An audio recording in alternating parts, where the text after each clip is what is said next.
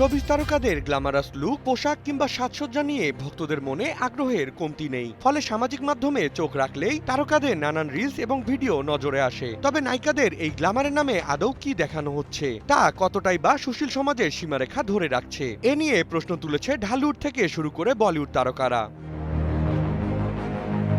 সম্প্রতি পাপ্পারাজিদের অতিরিক্ত জুম করা ছবি তোলার প্রবণতা নিয়ে সরাসরি ক্ষোভ প্রকাশ করে আলোচনায় উঠে এসেছেন বলিউডের ৯০ দশকের জনপ্রিয় অভিনেত্রী কারিশমা কাপুর। একটি শুটিং সেটে তার আগমন ঘিরে ক্যামেরাম্যানরা তাকে ঘিরে ধরেন। এ সময় তিনি লক্ষ্য করেন কয়েকজন পাপ্পারাজি তাকে পেছন দিক থেকে বিভিন্ন অ্যাঙ্গেলে জুম করে ছবি তুলছেন। বিষয়টি তার নজর এড়ায়নি। তাৎক্ষণিকভাবে ঘুরে দাঁড়িয়ে তিনি কড়া ভাষায় কথা বলেন, বেশি জুম করবেন না। তার এই মন্তব্যের ভিডিও দ্রুতই সামাজিক মাধ্যমে ছড়িয়ে পড়ে এবং মুহূর্তেই ভাইরাল হয়ে যায়।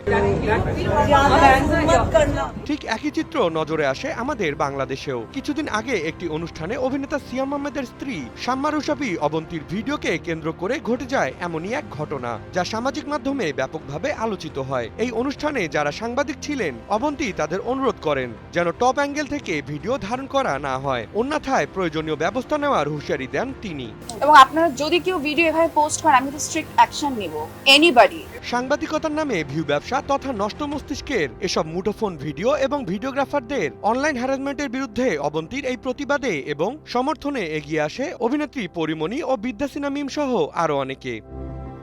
সর্বোপরি বলা যেতে পারে তারকাদের ঘিরে এই অশালীন ভিডিও ধারণ, চর্চা এবং হ্যারাসমেন্ট যেন এক সামাজিক ব্যাধিতে পরিণত হয়েছে, যার কবল থেকে বাদ যায়নি বিনোদন অঙ্গনের অভিনেত্রীরা, যা দিন দিন আরও ভয়াবহ হয়ে উঠছে। Desk report, news 24।